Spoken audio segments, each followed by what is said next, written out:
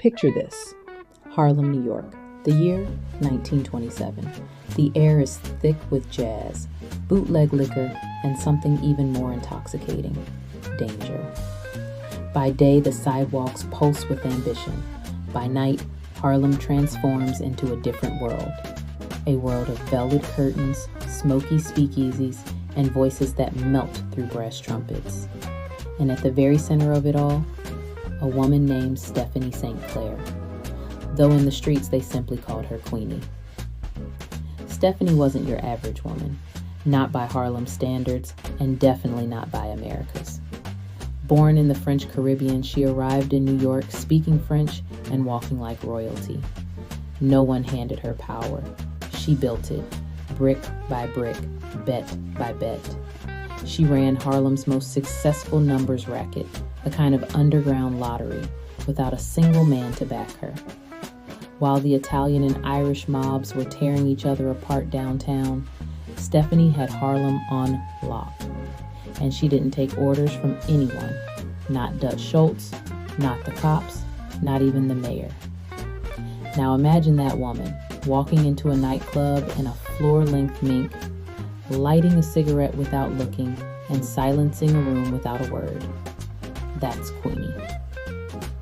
One night, at Club Alhambra, a hotspot with jazz so smooth it made your bones melt, Stephanie heard a voice that stopped her cold.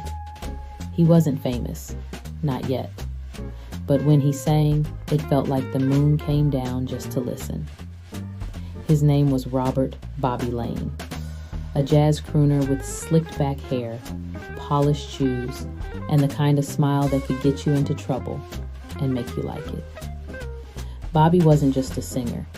He was a storyteller. He could weave heartbreak, hope, and heat into a single verse. And that night, when his eyes met Queenie's from the stage, he added something else to the melody: desire. Now let's be clear. Stephanie St. Clair didn't fall for men easily.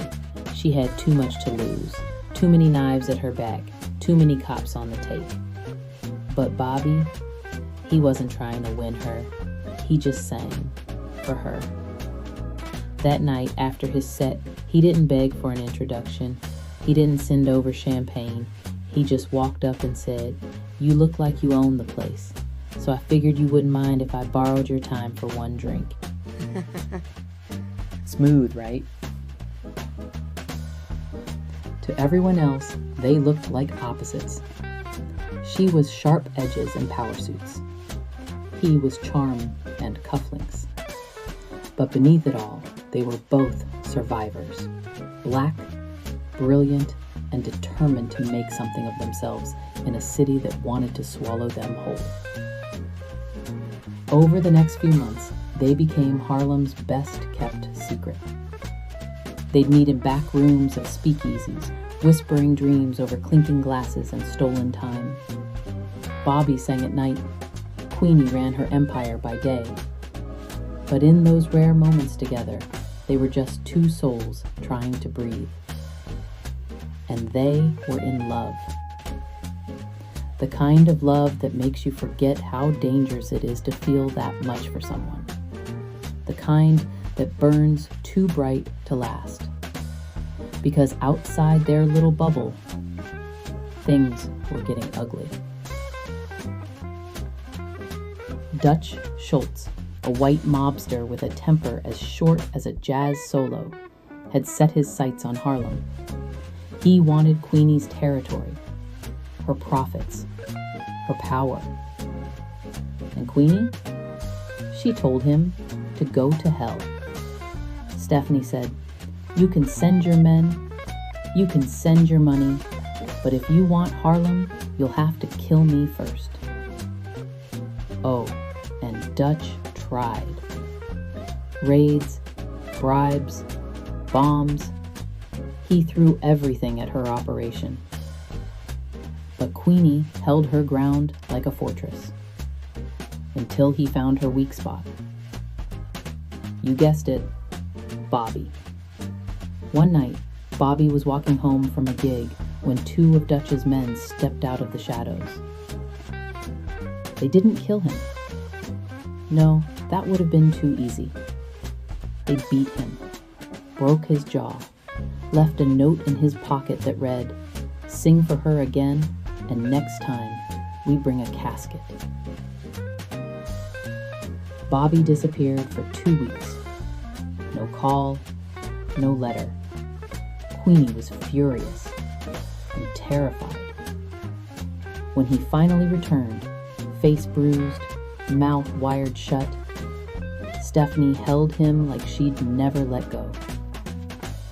Bobby, in a hoarse voice, said, "They said they'd kill me, but I'd rather die than stay away from you." Whew! That right there, that's the kind of line that lives in a song forever. They knew it couldn't last, not in Harlem, not with Dutch breathing down their necks. So Queenie made a plan.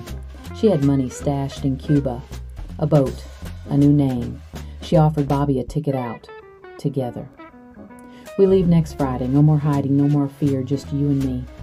But Bobby hesitated, not because he didn't love her, but because music was his soul, and leaving Harlem meant leaving the only place that ever listened. And Queenie, she was Harlem. Their last night together was at a club called the Blue Orchid. Bobby performed one final set, his jaw still healing, his voice a little rougher, but his heart wide open. The last song he sang was one he'd written for her, a slow, haunting melody called Midnight Queen. He didn't say her name, didn't need to. Everyone in the room felt it. When he finished, Queenie met him backstage, tears in her eyes. They kissed like it was both a beginning and an ending, because it was. The next morning, Bobby was gone. No note, no suitcase, just silence. Rumors flew. Some said he skipped town. Others whispered Dutch had him silenced for good. Stephanie never confirmed either way, but she never left Harlem. And she never let Dutch take her empire. A year later, Schultz was shot down in a Newark diner. As for Queenie, she slowly stepped back from the numbers game, faded into history's shadows.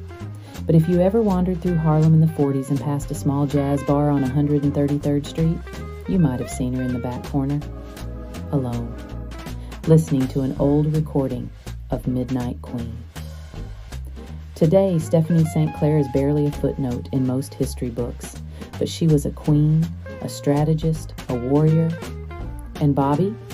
His name may have disappeared from record shelves, but his voice, his story, lives on in the whispers of Harlem nights. Their love didn't survive the streets, but it defined them.